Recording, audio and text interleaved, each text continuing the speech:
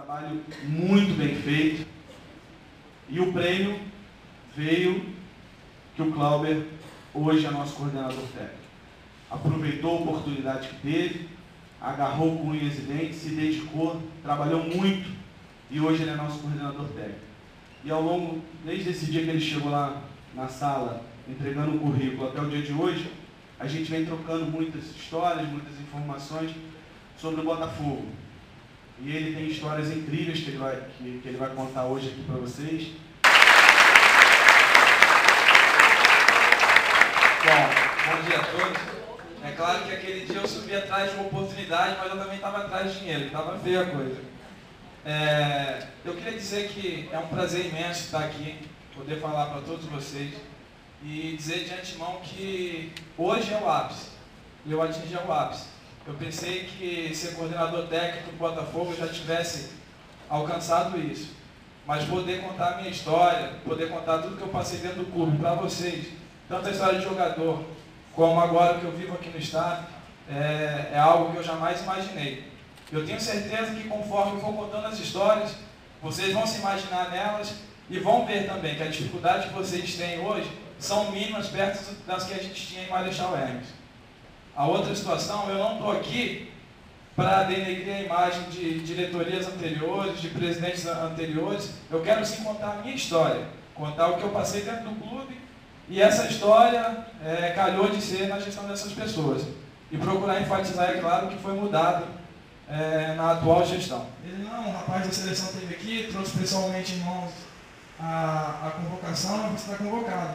Cheguei no clube, realmente foi aquilo que aconteceu, tinha sido convocado e tinha ficado muito satisfeito, tinha ficado muito feliz porque eu comecei a sentir que estava valendo a pena o meu esforço, que tudo que eu estava fazendo eu estava por um caminho certo. Mas a alegria minha e preocupação da minha mãe. Passei a sexta-feira toda chorando, eu tinha que me apresentar na segunda-feira na seleção. Passei a sexta-feira toda chorando, alegre com aquilo, eu ligo de noite para minha mãe, para dar. Só podia ligar 3 vezes na semana de noite, para não gastar muito, né? Aí eu ligo para minha mãe, para falar que eu tinha sido convocado. Meu pai, ele é caminhoneiro, trabalha com carreta até hoje e não estava em casa.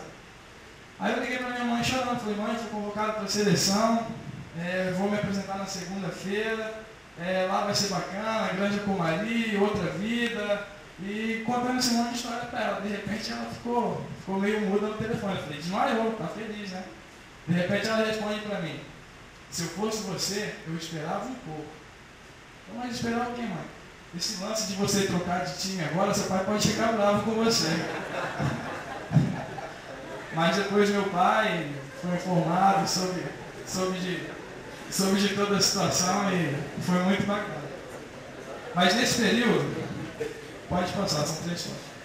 Nesse período que eu fui convocado para a seleção, foi talvez o período de maior dificuldade dentro do clube. Período que eu vou falar para vocês que eu não passei fome, porque nós almoçávamos, nós tomávamos café e nós jantávamos biscoito. Foi uma época que os funcionários do clube ficaram, se eu não me engano, 21 meses sem receber salário. Se os funcionários não recebiam salário, imagine o que virou a concentração. A dona Hélida ficou 7, 8 meses fornecendo comida para a gente, tirando do bolso, coisa que ela corre até hoje atrás.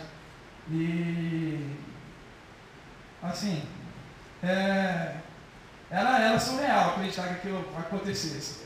E a gente, em busca de um sonho, ter que sujeitar a essas situações. Mas eu fazia isso porque eu sabia que ali era a minha oportunidade. Eu podia muito bem jogar tudo para o alto, ir para outro clube, mas eu não queria aquilo, eu queria o Botafogo. Eu dava valor à instituição. Eu tinha medo de perder a instituição. Eu tinha medo de não ser o jogador do Botafogo. Coisa que eu vejo alguns jogadores hoje que estão numa condição muito, muito melhor do que a que eu tinha na época, e desdenham. Acham que se sair do Botafogo hoje, com a moral que alguns têm aqui, vão conseguir isso facilmente em outro clube. Não pensem dessa forma. Se tem alguém que tem a perder, são vocês. O clube não tem a perder, porque hoje vai o João, amanhã chega o José. Tem que pensar nisso. A gente não tinha comida, a gente não tinha condições de trabalho, nós não tínhamos campo, nós não tínhamos nada. E o pior de tudo, nós não tínhamos respeito. A gente não tinha respeito dos profissionais que trabalhavam com a gente não tinha respeito das outras equipes do Rio. Eu cansei de jogar contra várias equipes pequenas do Rio, dos caras respeitarem a gente, acharem que eram maiores do que a gente, de não respeitar esse escudo que vocês carregam no peito. Era época que jogadores de clube pequeno não queriam jogar no Botafogo. Se você chegasse na época, vou dar um exemplo, no Madureira, que sempre organizou boas equipes, chegasse lá, tem até jogador que veio jogar depois no Botafogo, se você chegar e oferecer o Botafogo para ele não queria vir para o Botafogo. Ele não, hoje eu vejo, estava comentando com o Sidney, com o Eduardo, hoje eu vejo o Wesley, chegou de uma outra equipe grande do Rio, eu vejo o Marcelo, que foi artilheiro ano passado no Junior, e os caras estão querendo jogar no Botafogo. Se isso está acontecendo é porque alguma coisa mudou aqui. Uma certa vez, a gente nessa dificuldade de comer só biscoito, se já começa a rir, me aparece a figura de um diretor lá no Botafogo, não vou citar nomes. O cara chegou, abriu o porta-malas do carro dele, desembarcou lá uns 30 quilos de macarrão, mais uns outros 10 quilos de carne moída, onde é ali a sala que o pessoal prepara lanche, lá em Marechal, colocou um fogão ali, trouxe uma menina lá para cozinhar, ela não durou muito tempo, ela não recebia, e falou, galera, hoje à noite vocês vão ter janta. Cara, o horário da janta não chegava. A gente esperava essa janta mais do que tudo. Deu umas 7 horas da noite, mandou avisar a gente na concentração. E a gente lá já com garfo e faca na mão, só esperando para comer. Aí me chega o cara, pode descer e vai comer. Quando a gente chega, tá tudo armado. Mesa, tudo separado, um buffet lá, macarrão com carne moída. A galera chamava na época macaquinho no cipó.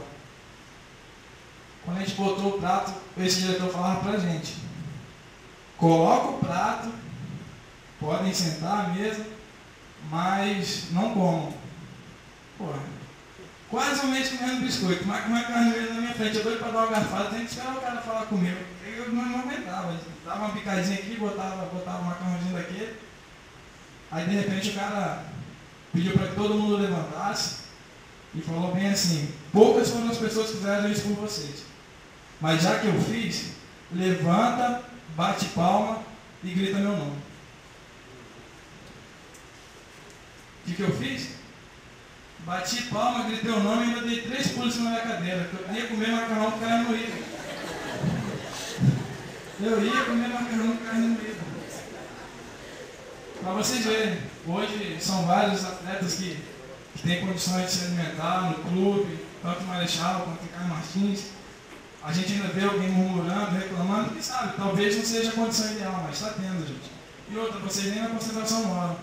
Vocês moram no Rio e talvez tenham condições de fazer isso em casa. Mas vocês veem como a coisa está melhorando.